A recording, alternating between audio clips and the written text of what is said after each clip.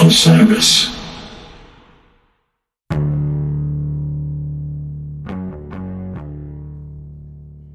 Hey now, what the motherfucking hell is going on? It is your friend, Karina Reichman. I hope I'm your friend. Am I your friend by now? Oh, yeah. And I'm here once again, joined by my pal, together in the same room for the first time in over a month, Isaac Sloan. What's up, my friend? How's it going? It's really good. You've been in all of these crazy places and thinking about like when you left for I don't even know. Like, where have you been? Dude, straight up, where have I been? I have that same feeling. I'm like, where the fuck? How the fuck? Why? All of the questions. I have been on tour, on quarantined vacation. in Woodstock, Yeah. on vacation. Let's trace this back. Let's trace this back for 1 second, just for my own sanity. Okay, so first, it was June. Then, immediately, I went to Cape Cod for a moment, then went to Marco's in Woodstock to rehearse for a Relic session, then went from Woodstock to the city. I spent one night in the city and played a Relic session with Marco Benevento, then to Bonnaroo, then to Follow the Arrow up in upstate New York, then to Rochester, where, oh yes, I think this is breaking news, I got the COVID. Marco got the COVID. Adam November got the COVID. Jeff the lighting guy got the COVID. We all came down with it. So then I spent the next 6 days up in Woodstock, New York, quarantining with Marco Benevento and Katie Benevento, his beautiful wife, where, not gonna lie to you, we had a great time. And then went right from there to Peach Fest, and then right from Peach Fest to the Hamptons, where my dear friend Shelly threw a party on the beach featuring Jennifer Hartswick, Nick Casarino, the Revivalists, and yours truly. And when I say me truly, I got up there and played Gimme Shelter. It was me, David Shaw from the Revivalists, Andrew Campanelli from the Revivalists on the drums, Nick Casarino on guitar, and Jen Hartswick on vocals. And that was my contribution for the night, but I had a great time. And then I went to the Great South Bay Music Festival. And then I played with Mo in Seaside Heights, New Jersey. And now I'm back. When you walked in the apartment today, you Yeah. kind of had a glow of, I don't know what I just went through, but what's going on? I'm glad we traced it back. Because, I mean, that's quite a summer thus far. Dude, it feels crazy. Yeah. I'm like, wow, where the fuck? I'm glad we got that out of the way. I, for whatever reason, while you were talking, was thinking about the episode we did where we recapped the Phish shows at Madison Square Garden this April. And I also don't think the listeners know that something got screwed up with my end of the recording. And we were trying to figure out, because it was like this recap of the Phish shows at the Garden. It was like, oh, this is an exciting episode. And I had your side of the recording. Yeah. And just tried to have a conversation with you without knowing what you were about to say or what the context was. And so my voice was just talking out of the computer speakers or whatever, and you were trying to answer a pre-recorded conversation with me. Yes. That's like the headiest shit you can do, man. That is just unbelievable. I think this is all to say that I'm just glad to be sitting down and about to, get into some music bulletin news as well as some of our own sort of musings on things. You and me both. It's great to be home. It's great to be here, and it's great to be anywhere, but it's really great to be here. I will tell you that much. And it's fun to do an IRL pod. Totally. Because we've all been everywhere. And we have all seen some shit. So it's pretty great. Fucking we're here, early to middle of July, I would say, right? That's where we're at. July flies by, man. For me, in the blink of an eye. You got to seize these sort of summer moments and summer live music, outdoors, the sheds, the vibe, especially in the jam band world. I really think there's something very special about it. Maybe because tie-dye looks so good in the sunlight. Well, no, I know what you mean, and we're doing this in real life right now, but also this Friday we're going to go see a band called Vansire at a venue called Elsewhere. And then on Saturday, we're going to see the Dead & Company tour closer together at Citi Field. Dude. And then next week starts a run for me of 9 consecutive nights in a row of live music. Christ almighty. Starting with 2 nights of Phish at the Man, 5 nights of Widespread Panic at the Beacon, and then 2 nights of Phish at Jones Beach. And so, yes, I agree. There is something about seeing live music in the summer. I don't think I'm going to see any live music in August. I think that will be enough. I will feel maybe it's Jackson Brown show. I'll believe it when I see it. I'll believe it when I see it. But that right there is a pretty extravagant. It's a feast. It's a feast, and it's really wildly exciting. And yes, we will be at those Phish shows together. I will see also a few Panic shows with you, and I will also go to Phish in Hartford and Phish at Jones Beach, blah blah blah. It's a plethora of riches here, just unbelievable. But over the weekend I went to the Great South Bay Music Festival in Patchogue, New York, Isaac, which is in Long Island. Yeah. And it was a time and a half. I saw this band Baked Shrimp for the first time. Baked Shrimp is a 3-piece. I love 3 pieces. They already got me with that. And honestly, young jam band on the scene, had heard plenty about them and never seen them, was delighted to actually lay my eyes on them. They sounded fucking great. I was really taken aback. So shout out to Baked Shrimp. Secondly, we saw Galactic, Stanton Moore's 50th birthday. Oh. Happy birthday, Stanton. You A are the legend. backbeat of New Orleans. Don't let nobody tell you otherwise. Johnny Vidakovich and you, it's fucking Stanton. You can't go wrong. Completely. And then Mo, which I will talk about some more because I was lucky enough to open for Mo the very following day in Seaside Heights, New Jersey, down at the Jersey Shore. But then J-Rad played a wonderful 2-hour set on Saturday night at the Great South Bay Music Festival. That was super, super fun. Opened it with Scarlet. They played Fire later in the night. Really fun. Brown-Eyed Women. We got Cold Rain and Snow. Quite a few really nasty, ripping versions of these tunes and really well thought out segues and good shit happening. Very stoked on all of it. So that was fun. And then, yes, the very next day, I would be remiss to not mention opening for my pals in Mo in Seaside Heights, New Jersey, the Jersey Shore, baby. And man, when we think of the Jersey Shore, you think of a lot of things, right? You got Snooki. Remember Snooki? Yes, sure. JWoww. Grandma JWoww? I think JWoww is a grandma. I think JWoww was on the Jersey Shore and was a total Guido, right? Shout out to the Guidos and the grandmas. We love you here on Inappropriate Happiness. No, it was definitely some Jersey Shore vibes.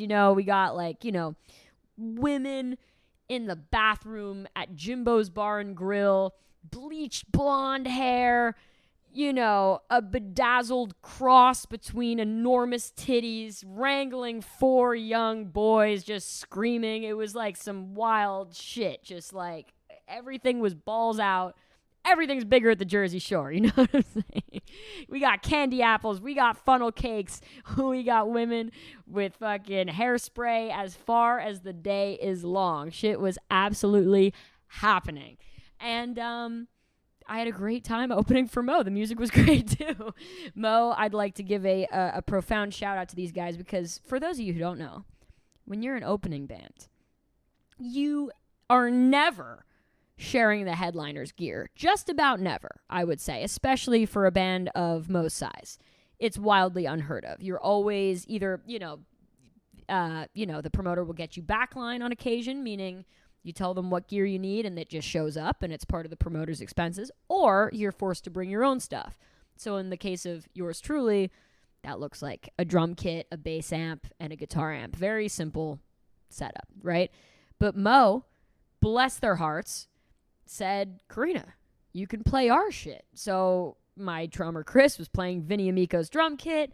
My guitar player Adam November was playing Al Schneer's guitar amp. And I was going through Rob's bass amp, which really was a thrill. And, 10 years ago, young Karina would have been like, holy fucking shit, you telling me I get to play through Rob's bass amp? And I'll tell you, even 10 years into the future, Karina from then was stoked. So it was really, really fun.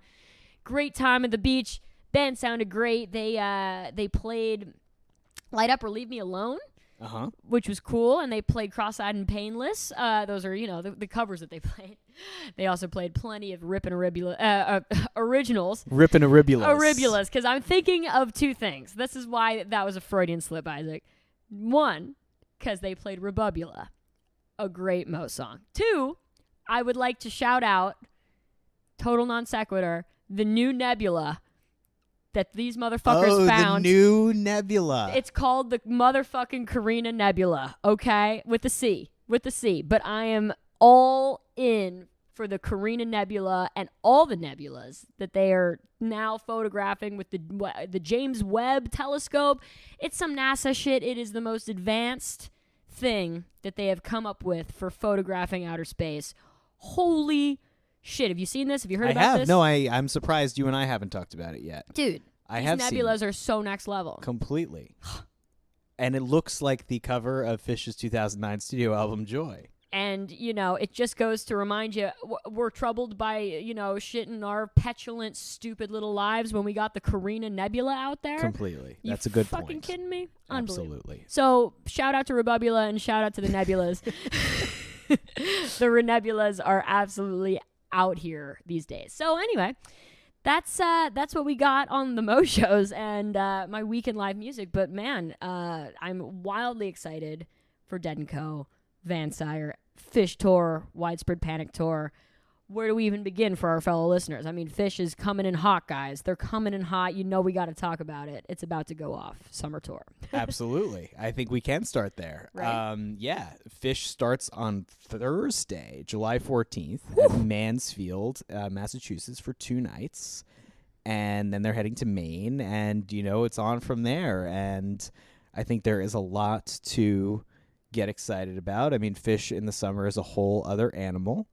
And I think they will be playing some songs from their album Farmhouse. Twist, Sand, maybe a Heavy Things. You feeling that? I think listeners can expect a few songs from the Farmhouse album. I feel like you're absolutely correct. And it's good to give people a heads up on things like that. Just if you're just trying to like brush up on the lyrics, like woo, wouldn't twist around. That those would be check good out ones. the Farmhouse album. Totally. And then there's something called Mama Sing Sing. Mama what you Sing got, Sing, what you got, Jaboo. You should probably learn that one too. And I love the Mann Music Center in Philadelphia, Pennsylvania. It's a great way to kick it off for you and I personally. Mm-hmm, Obviously, the definitely. band will have a few shows under their belt by then. And lucky for everyone, this is a great, we can call it a COVID positive. Yes. And I don't mean that you're going to be COVID positive, but it is a COVID positive that Phish and so many bands, but really, let's talk about Phish, are streaming every single show. So if you find yourself not at a Phish show, you can pretend that you are in the Karina Nebula and you are on your couch getting absolutely next level lit. Interstellar. To a Heavy Things. Enjoying it through the telescope. 100% Mama Sing Sing.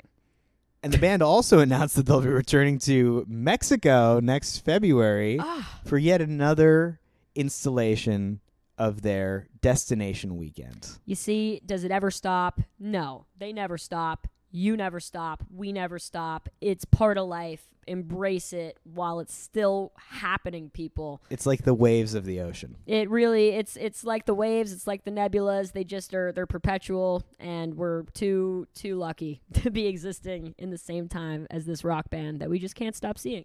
So it's fantastic news. They're what are they calling them? Alumni codes for people who are alumni for the Phish Mexico events. So I got an email being like, yo, you're an alumni. You got the code. I got the code, baby. Oh yeah. So shout out to the alumni who have the discount code or whatever it is. And Isaac and I have done the Phish Mexico thing a few times. Shout out to the alumni. Shout out to the newbies and the alumni. It's all fantastic. Let me tell you, it's a great thing to do if you like to spend quality time with other people who like Phish, with your toes in the sand and all you can eat and drink.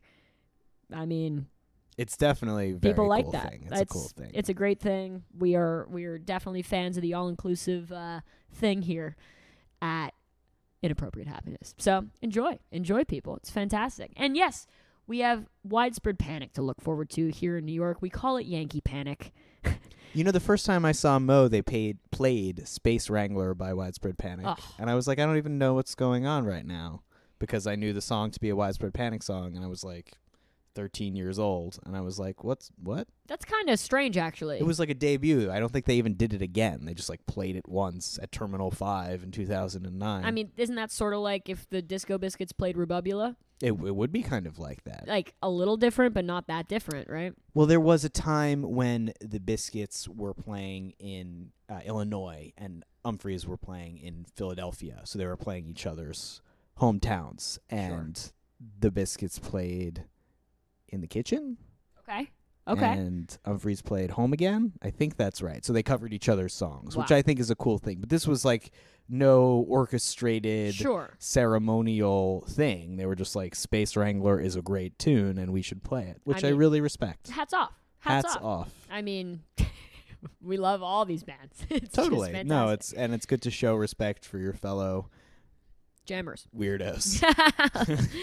Fellow lunatics. It's very exciting. It's but wildly Beacon at the exciting. Beacon, the Allman Brothers sort of invented that. Yeah, right? That's, amongst 100%. other bands that played there, but they became sort of synonymous with the Beacon residency.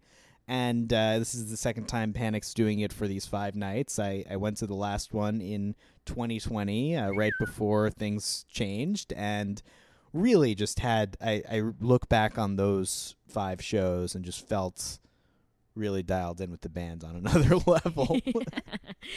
Like the Karina Nebula, baby. Like Sorry. the Karina Nebula. Keep bringing it back. No, it's really exciting, and there's it's obviously, well, there's a lot of things to say here, but in regards to the Allman Brothers sort of legacy and tradition at the Beacon Theater, nothing like I find that the Allman Brothers are a great gateway drug to a widespread motherfucking panic, I think that's right, yeah. No. And for all intents and purposes, but I mean, you're gonna hear ripping guitar solos and soulful motherfucking crooning, and it's all gonna be under the greatest roof that Manhattan has to offer.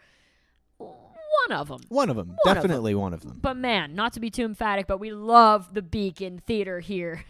It is so fun, and like 5 nights of a band that you just adore playing there is so sick. Of course, the Allman Brothers used to do 10 nights, but that's fine. Whatever.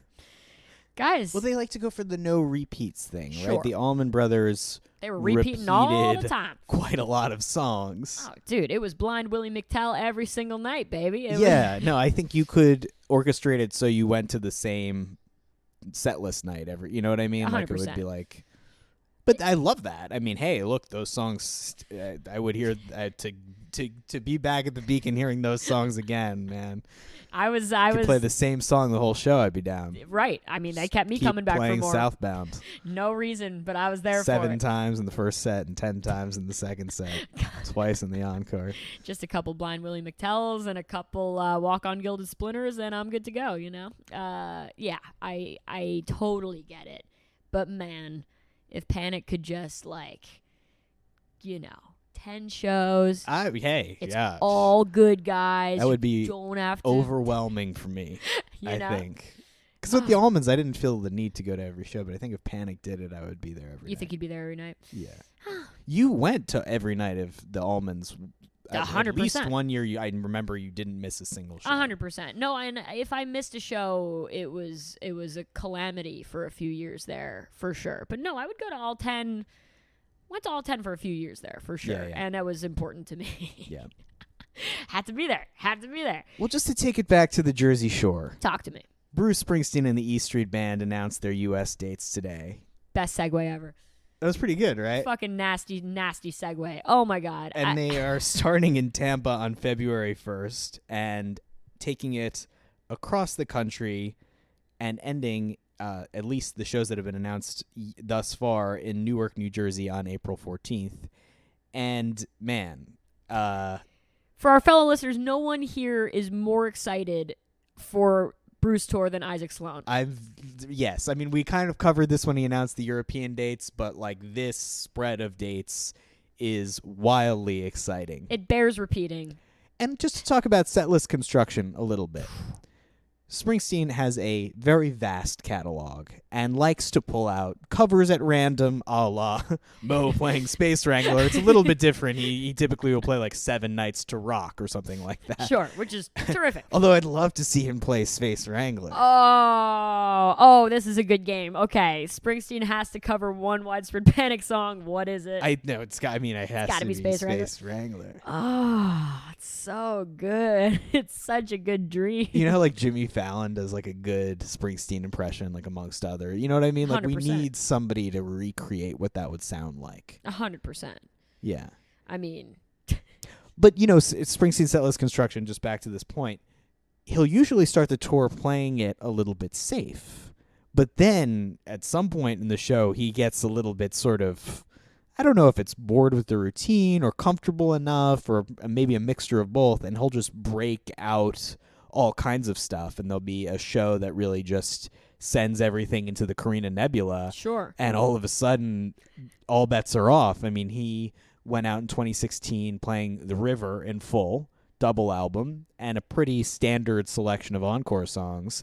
And by the end of the tour, he completely threw that model out the window and was playing some of the longest shows of his career, starting with, you know, New York City Serenade and ending with Jersey Girl, and, you know, really just switching it up and playing off the cuff. And he sort of, to me, was the first person that I saw as a performer who called an audible. Sure. You know, and was like, let's just play this or let's not play that, like on the fly. And you could watch him communicate that with a really giant band on stage and delve into the next moment with so much energy. And I mean, I could just spend an hour talking about him as a performer, but sure. I'm just curious to see what it's going to be like after this break. He did the Broadway show, and that, I mean, really held him to a kind of form. And, you know, I just think it'll be great to see him with the full band in arenas, just going for it. 100%. And with the depth of his catalog, yeah, to be able to pull from some of the greatest records ever recorded and command a band of that size, stature, magnitude on the fly, you know, and pick and choose what you're doing like a DJ reading the room, you know, and obviously more impactful than that, it's fucking Bruce Springsteen, you know. No, but it had, like, I think he's inspired by, like, the disc jockey, like, you know, radio, and, like, how do you create a vibe? 100%. And that's a thing, obviously, you know, so many performers strive to do and never hone in on and master the way he has in his, near 40-year career? How long is his career? Completely, yeah. It's absolutely unprecedentedly, you know, the magnitude of this man and his work is, it could never be overstated. And he's not touring behind an album. Like, right. It's just an E Street Band tour. He's just out here gonna World fucking tour. Also, for the record, putting all these 2-set jam bands to shame. Completely. And playing 3.5 hours, no break, sheer commitment to the vibe. No, he used to play 2-set shows and just scrap that because he Right. was just like, let's just keep playing. Couldn't stop playing. Can't stop playing. Couldn't stop playing. And that is, you know, if there are any musicians listening, you know that playing for 3 hours in a row is ridiculous. a wild undertaking. It takes everything out of you, especially when you're fucking, you know, running around the stage and singing your heart out and being literally the boss. So it's a pretty amazing thing. I hope to hit this New York show and this Brooklyn show, you know, very, very exciting. He's playing absolutely everywhere. basically, or across the United States, right? Yeah, it's lacking the West Coast, so we'll see what happens with that. There have been some rumors circulating of a desert trip style festival at the Coachella site that he might headline. I don't know. That is a complete rumor. I regret not going to that desert trip thing. I feel like that was made for me, and I screwed that one up. Man, you would have really liked that, right? I probably would have really liked that. What was that? That was Neil Young and the Stones and The The Who. And Paul McCartney and Roger Waters. I mean, I would have loved that myself. That's just fantastic. And I sometimes will see someone with a desert hat, like a baseball cap. Yeah. At a show, and I'm like, you're cool. That's cred. You tip your hat. It doesn't say desert trip to that guy's hat. Right? Yeah, it says desert trip. Yeah. Your hat just says something pedestrian, like drive-by truckers. Yeah. I love those guys. Shout out those guys. Yeah, shout out to them. I last year or 2 years ago, dog days of the pandemic, right? I played a backyard party, right, for people who reached out to me and said, hey, Karina, how much would it take for you to play in my backyard for me and 25 of my friends? And I quoted them a number. They said, fuck yeah, let's do it, right? But there were one or two at one gentleman's house that stick out in my mind. And I say this because, especially at the time, I feel like my band had I had like 4 singles out, right? Very far from a Springsteen catalog or very far from any sort of a catalog. I'm 4 singles Reichman over here, right? And so I play, and they're like, oh, yeah, could you play for 2 hours? I'm like, yeah, I could play for 2 hours, So, diving deep, unreleased shit, covers, you name it, right? I play for 2.5 hours, 4 singles Reichman over here, right? And at these things, there's no separation between you and the crowd because it's a backyard shindig, right? So I remember getting off stage, drained of all the music I know between me and my bandmates and whatever, and getting off there and then being like, play more, play more, play more. And I'm like, oh, shit. I don't know if we have any more in the tank, and we like get back up there, play a little more, 3 hours, right? Get off stage, play more, play more, play more. And there's nobody to, there was no shielding me from that. And I felt bad, but I'm like, oh my God, like, I don't think my band, which was very much in its infancy at the time, had anything more to give. So then got back up there, just improvised for another half an hour. 3.5 hours have gone by.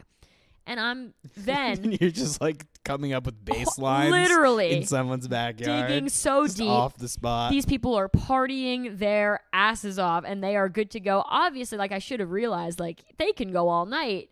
But I'm thinking to myself, and then I said out loud to the guy like who put the thing on, I'm like, man, I'm really sorry, but you said 2 hours, which was already, whatever. But what do I look like, Springsteen? Totally. And this was also conveniently in the great state of New Jersey. Oh, right. Yeah, I'm sure that went over well. Yeah, totally. So they laughed and they, I'm sure they would have listened to me play all night. Well, he has like a segment of, I think he's referring to a lot of other older tunes, but there's a segment of his catalog that's super inspired by this.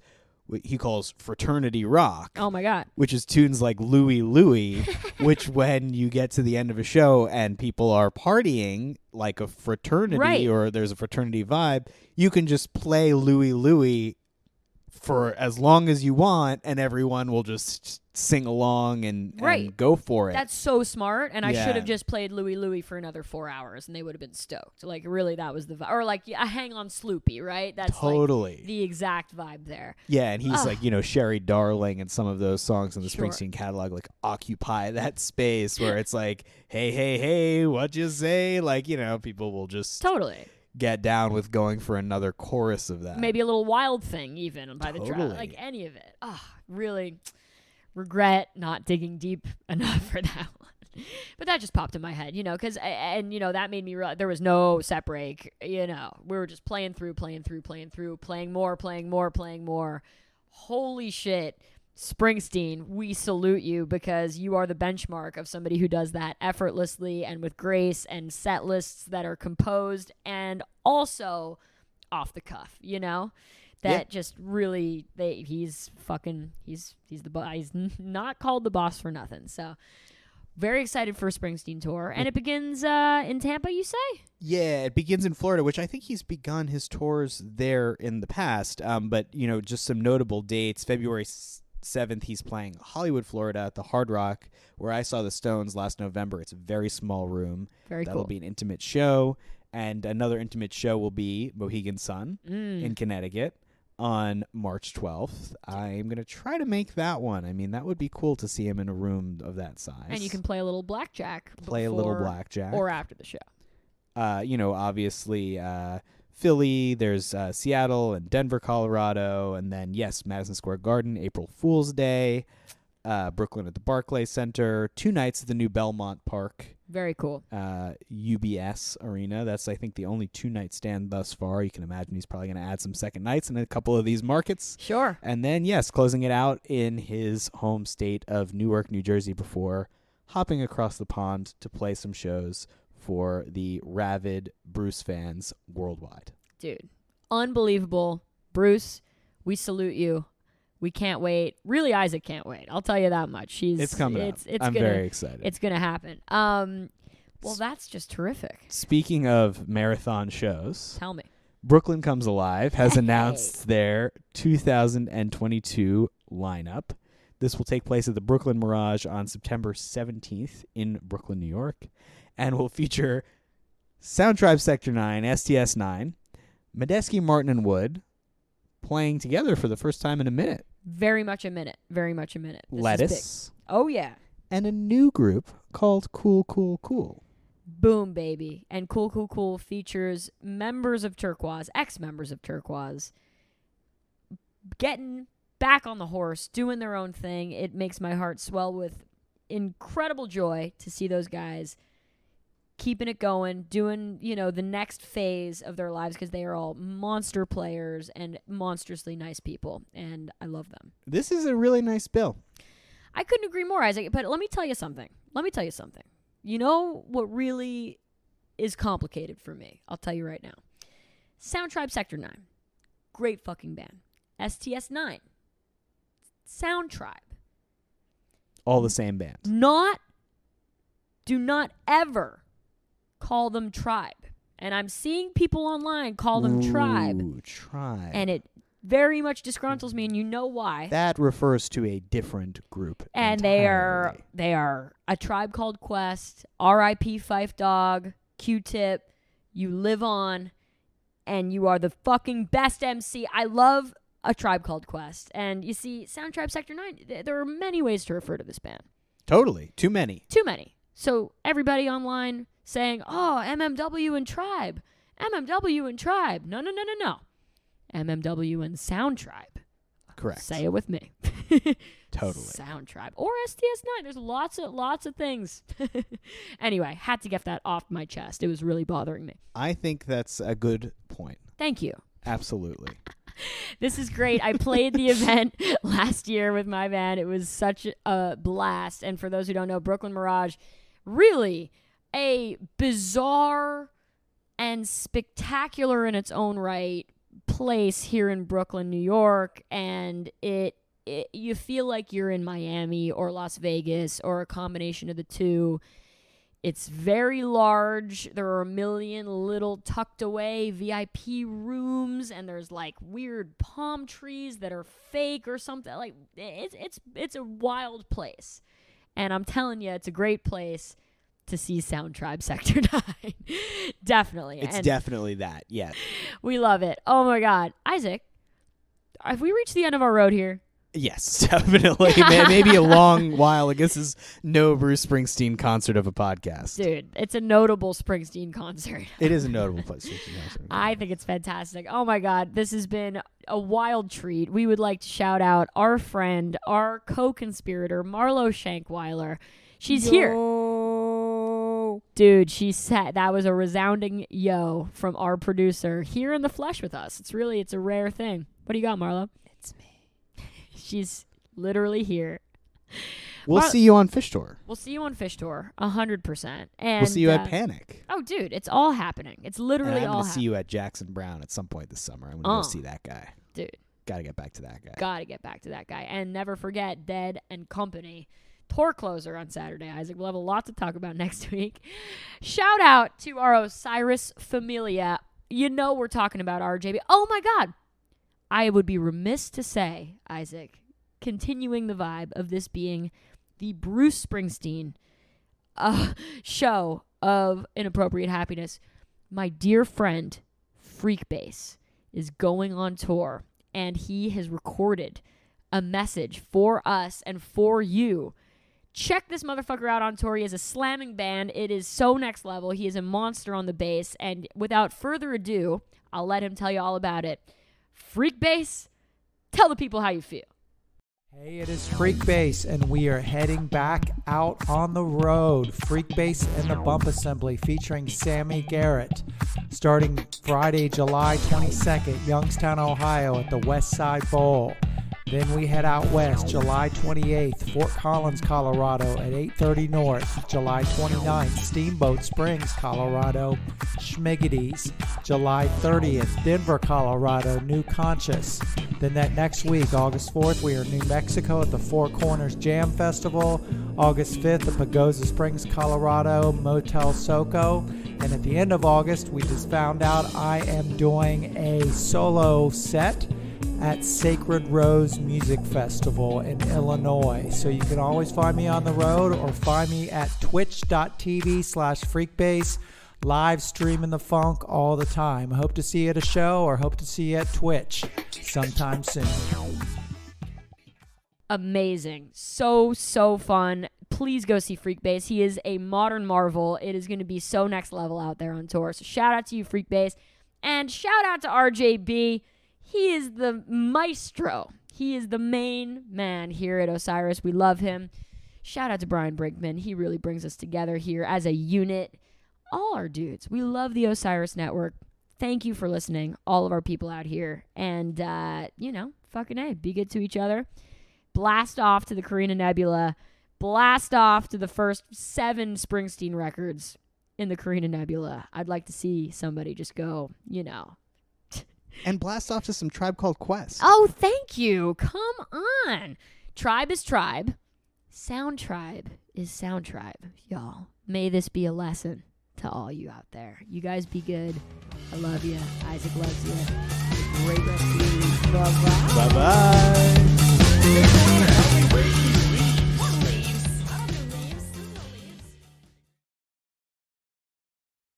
Osiris.